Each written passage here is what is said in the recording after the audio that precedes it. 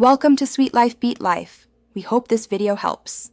You start by choosing what sound you change: system, single app, or a hardware output. This matters because settings live in different places. Next, make sure you have pairing codes or the right cable, and check driver or app version so changes stick. Then, reduce volume to about 30% and enable Do Not Disturb to prevent pops or notifications.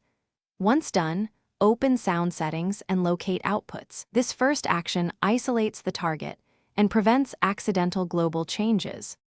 You now perform the core adjustments.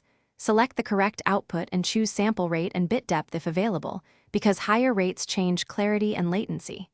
Adjust balance and apply small EQ boosts or cuts, 0.5 to 2 dB, to avoid distortion.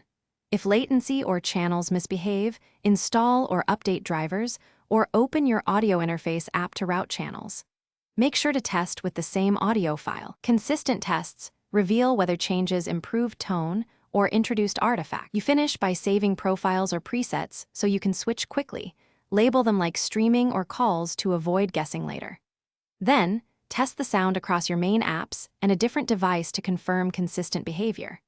If something goes wrong, revert to the prior profile and methodically troubleshoot. Check cables and Bluetooth connections, reboot the device, and if needed, roll back the driver or start in safe mode to isolate software conflicts. One key tip: reboot after a driver change to clear lingering audio processes. Thanks for watching. Consider subscribing if we helped you.